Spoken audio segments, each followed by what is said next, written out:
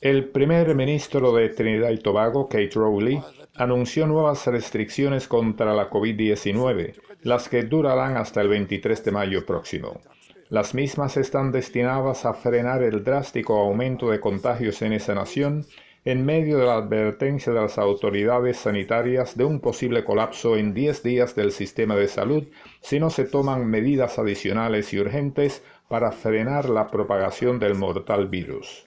Kate Rowley, luego de una conversación telefónica con su par jamaicano, también dio a conocer que Jamaica había prohibido la entrada de vuelos procedentes de Trinidad y Tobago, donde se ha propagado la variante brasileña del SARS-CoV-2, mutación mucho más agresiva y letal que la primigenia.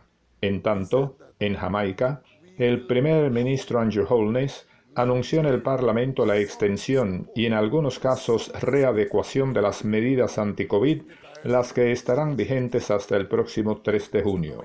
El objetivo, indicó el Premier, es evitar una posible tercera y más devastadora ola del SARS-CoV-2, virus que hasta el momento ha cobrado unas 800 vidas en ese territorio de cerca de 3 millones de habitantes. 7 de las últimas 10 pruebas de PCR enviadas al laboratorio CARFA, ubicado en Trinidad y Tobago, revelaron que en Jamaica se había propagado la variante inglesa del SARS-CoV-2. Tanto en Jamaica como en Trinidad y Tobago, los partidos de oposición han expresado sus preocupaciones a sus respectivos gobiernos, dado el hecho de que ambas naciones han relajado las restricciones a los pasajeros procedentes del Reino Unido, país desde donde se originó la llamada variante inglesa de la COVID-19. En general, analistas políticos de la Comunidad del Caribe temen que la búsqueda anticipada de una reanimación económica pudiera dar al traste con el esfuerzo de la región por erradicar la pandemia de la COVID-19. Richard, Sistema Informativo de la Televisión Cubana.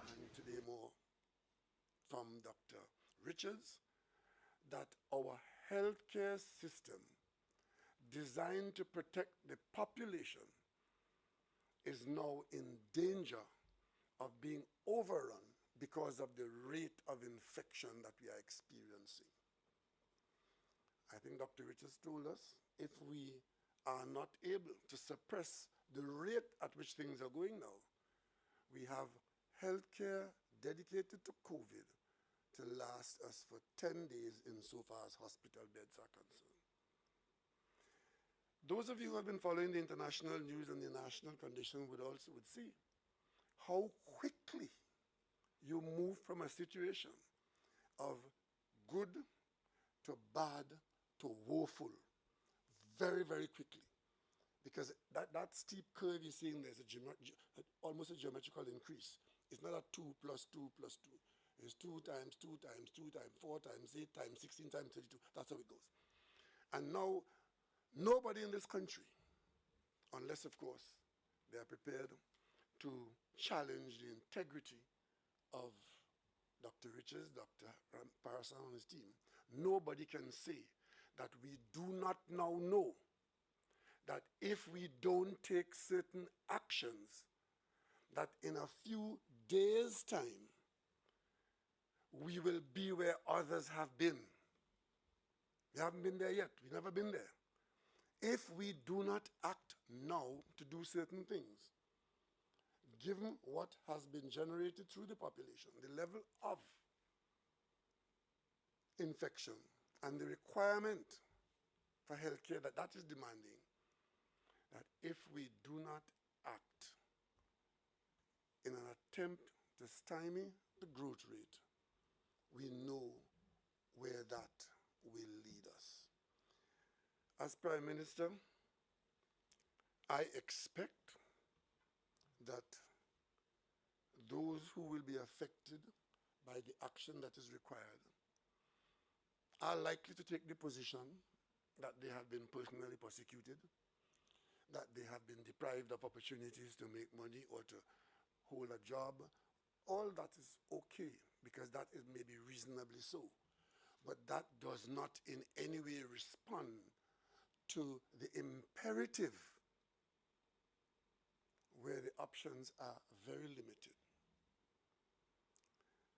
We could do nothing and hope for the best, could do a little more and not do enough, or we could, by reasonable analysis, do what we think will give us the kinds of response that the circumstances require.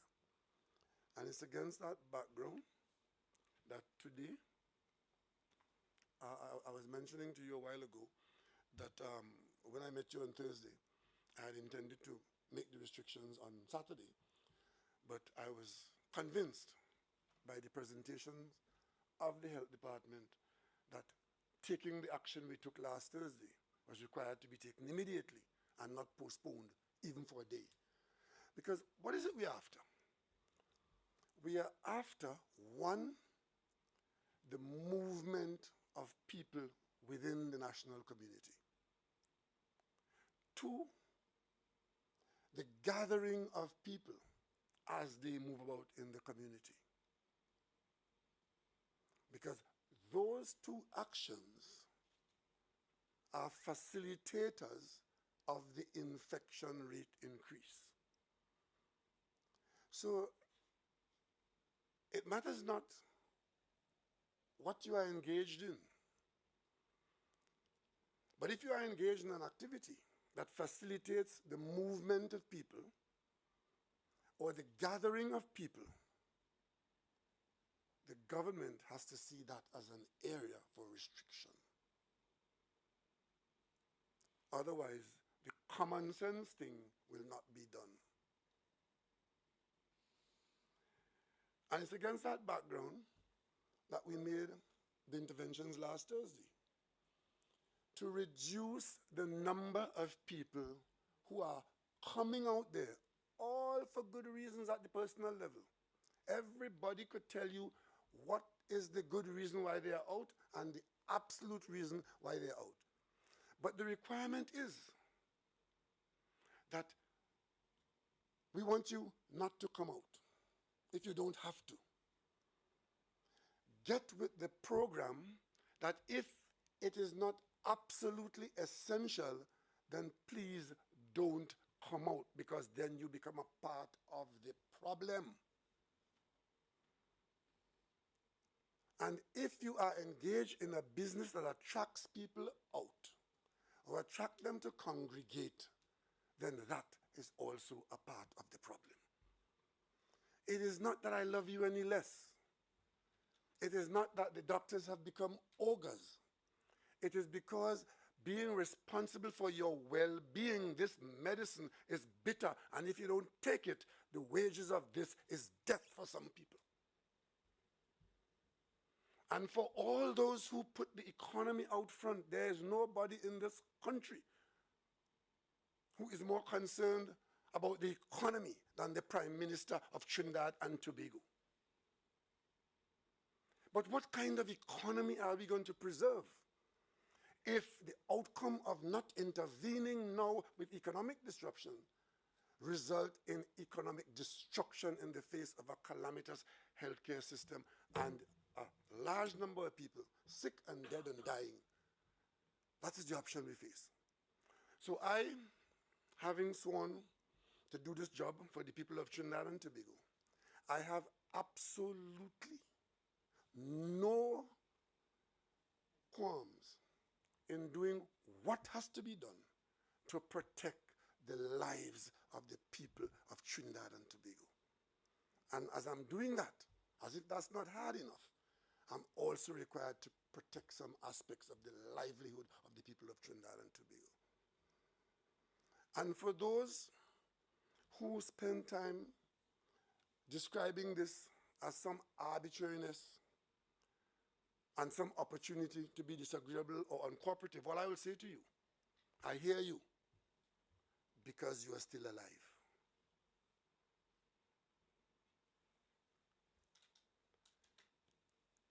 Ladies and gentlemen, last week, Thursday, based on the information provided to you today, we took a decision to take action for the next 21 days. Firm action. Just take action in some quarters. Next 21 days from last Thursday, try and push back the rate of infection in the country.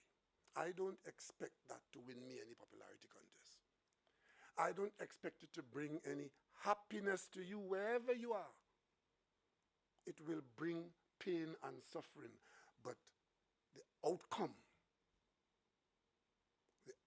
that we are after is an outcome that we must obtain, which is allowing each person a good chance of surviving the onslaught of the virus. So when we said that we will close all restaurants and bars, it is not because we have something against a particular restaurant here on Marval Road. It's not because we are against somebody selling chicken. It is against the fact that the business that you are engaged in is one that calls people out to you. And the government's exhortation to the country is go in the opposite direction and stay home. Only for a while. It is not for the rest of your life. It's not for the next 6 months, God willing. It is specifically that if we do it right in that way, then we will be able to go back to a situation of greater mixing and working and feeding outside and so on. If we don't do this now, there are lots of other things that we'll get busy doing, none of which you want for yourself, your family, or your community.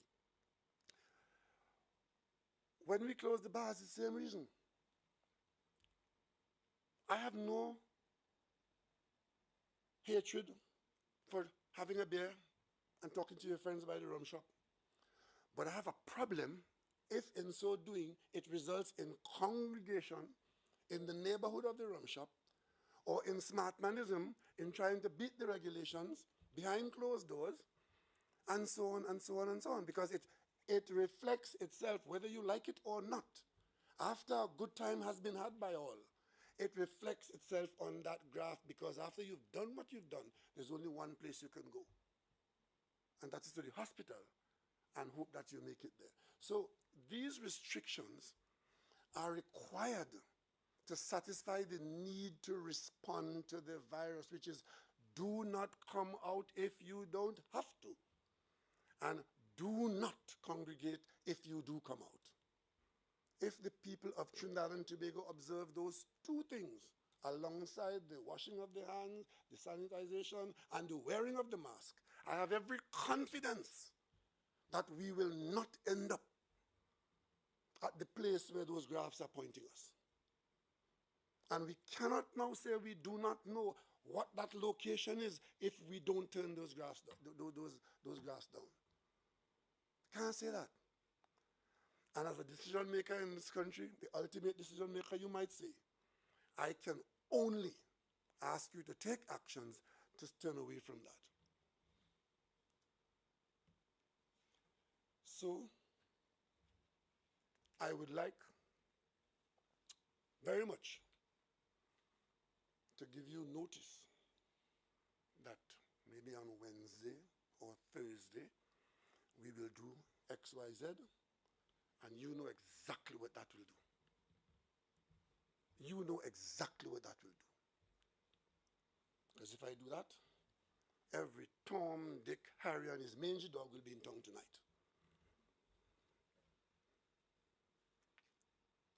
And that's exactly what we don't want. So we're going to make some more changes. As of midnight tonight,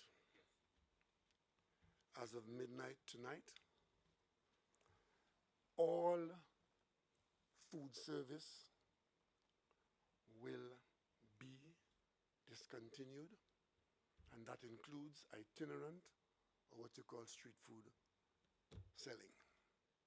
All. I am sure that there will be inconvenience here, but the corollary to that is I'm sure that most people, if not all, in this pandemic, in this crisis that is brewing, that you could feed yourself at home.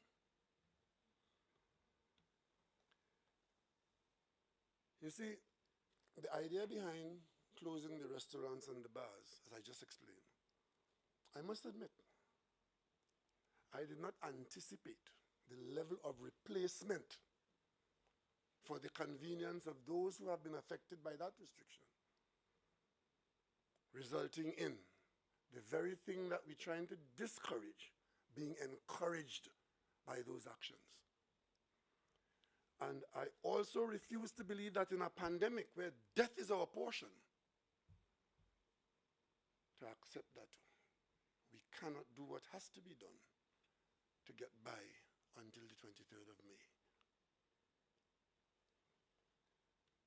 And of course, all retail would be discontinued for a specific period of time, the details of which will come to you by morning. And that's non-essential retail. We will still keep the essentials going, the pharmacy, groceries, hardwares, and so on. You will get the list. It's the same list we use early on that we will bring back out. We used that list in April 20th. We will more or less bring back out that list now. And of course, given the burning desire to be there with everybody else, we are forced now to restrict the opening hours again from 6 a.m. to 8 p.m. for food supply stores and pharmacies. And these are the essentials, and we are saying to the population again, for the days ahead as described, if you don't have to come out as an essential worker or don't have to come out for essential business, stay at home, stay away from people. If you do that, you will minimize the chances. I can't give you any guarantee, but it gives you the best chance of not being infected, giving us as a country the best chance of not increasing our infection rate, and more importantly, of turning around the direction of the infection rate. We will add those changes to the list that we've done, and we'll continue to enforce them vigorously. I just want to point out to the population, it's easy to pick on what we have restricted, but we have a lot going on still. The government guaranteeing an income to its employees have taken a significant block of employees out of circulation, and as such, we've left the private sector to also consider essentials there.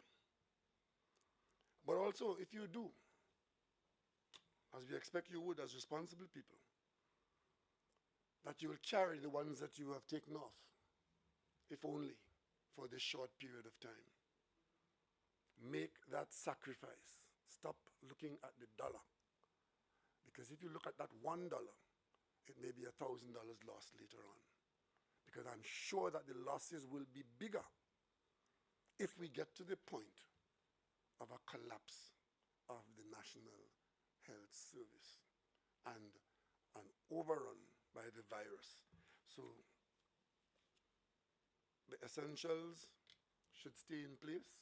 As you may recall, when we started out in January last year, we made it quite clear that because of the level of dependence on the energy sector, we will keep that sector open and do what has to be done. And thank God we did it. We had 1 or 2 instances of infections on platforms and so on. But by and large, we kept that section wide open. Manufacturing is still open. If you are involved in those businesses, follow the protocols and continue. It is the elective behavior that we are after. And unfortunately, the interpretation that if you are not designated essential means that you are a useless non-essential worker is just unhelpful. It is that we are pulling back those persons who, if they are not out, we can continue for a while without them. But certainly there are some people who have to be out there. I mean, the tea and tech workers, they're out there all the time keeping us with power. You know what happens the minute the power goes. So they're out there keeping us with power. The water workers keeping us with water. The transportation workers taking those who have to travel. But you don't have to go out and meet your partner to have a beer. And you don't have to go to the cinema. I'm sure the vast majority of those who go into the cinema have Netflix in their house. So for the moment, use what you have close by and diminish your exposure. For heaven's sake, we are appealing to you. Of course, I have a lot of friends who like to portray me in a variety of ways, and of course to misrepresent what I say. A while ago, when I was cautioning about arriving at this station, I said if we do get to this point, we will not have the level of financial resources available to provide the level of support that we gave last year at this time. Because the funds just aren't there to be as supportive as that. Of course, the way that is put across is the Prime Minister say, all have nothing to get. If all get in trouble. Not all you, we are all in this trouble. And of course, we have to be advised by our perpetual advisors that we have to provide support to people. Had they not told us that, we wouldn't have known that. So ladies and gentlemen, let me just give you an idea of the kind of support that this country provides to its population on an ongoing basis. And we, in a difficult situation, after what we have done for the last year, we are saying now, we are guaranteeing the effort to maintain the existing social support system. We're making cutbacks elsewhere.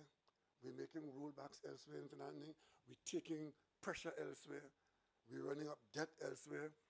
We are late paying elsewhere. But the one thing that we are undertaking to keep going is the social support system. And what is that social support system? It is the Senior Citizens Grant, where we support 107,000 people. And those of you who are following government's work would have seen how quickly that number has grown to 107,000. Not too long ago, it was 80,000. We are now supporting 107,000 people. And that is costing upwards of $4 billion. Social assistance, which is just people who look to the state for assistance. 19,000 people. That is $490 million. There are people with disabilities who are supported by the state. 25,500 of those people. That's $615 million. There are people who get their main meals supported by food cards in this country. 30,500 of them. That's $185 million. And during the COVID response, we supplied 25,000 food boxes to persons, and that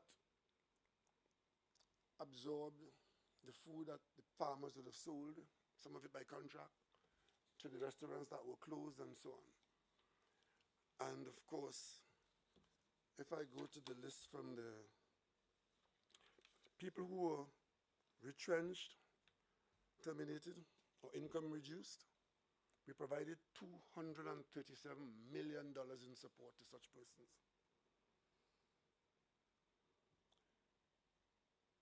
We also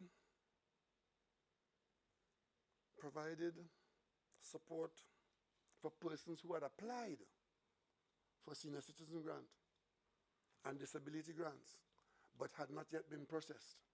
But simply because they had found themselves in a position to apply, we supported them. It was $14 million of that. And of course, we supplied food vouchers, almost $7 million of that. Rental assistance, $22 million. In short, in terms of additional support to the ongoing social support system for those thousands of persons I mentioned, we provided $360 million in support across to a variety of categories of people. That is what I was saying. Over and above the standard support for people who couldn't make it on their own, the additional people who came on, who couldn't make it, they got $360 million of government support. Today, as I talk with the Minister of Finance, we will revisit this template and ensure that all those who are on the social support system, who are on the system, that they get support. And for those who would look for the essentials of food, we will return to providing some support, $5 million worth only for the month of May until May. We're looking at getting towards May 31st. $5 million worth for those persons who can use the food boxes, which is agriculture and social services. The way it goes is that we did ask the MPs and others to help in forwarding the names to the Social Services Ministry. And the reason for that is that we don't want people getting 6 and 7 and 8 times when others don't get any. So if you're already on the social support system, when your name comes in there, the database ought to identify you as somebody who is not getting help, and then you qualify. And of course, the Agriculture Ministry will work with the farmers and the food distributors at the fresh food end to make sure that is so. And of course, for the month until end of May, we will provide almost $10 million to the ecclesiastical bodies to help those persons who would look to them for support. And we will also determine how much more assistance we could give to those persons who have lost their income by virtue of the closure. One of the things we've been finding out, and I must say this to the country, what we did last year, we asked NIB to help us identify those persons who were on the NIB list. And if they had lost their employment, it was a pretty straightforward matter to get the help to them. What we found out is that a very large number of people were employed by employers who have a problem that is different to COVID.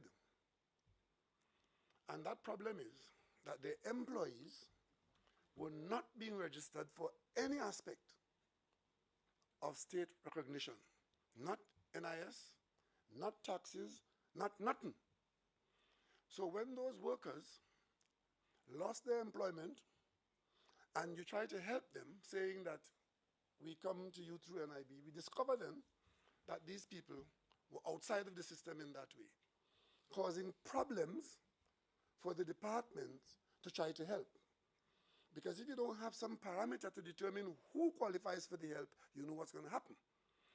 And what was worse is that when the Department of Social Services asked some of those employers to confirm that these people are not double and triple dipping, or that they had in fact lost their job at your establishment by virtue of a one-line letter, some of them refused on the grounds that to do so is to allow the authorities to know what they have been doing.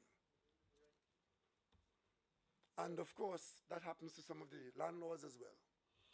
People who needed help were finding out that what they call the underground economy prefer to continue doing what they do, even if it means creating starvation conditions for the unfortunate.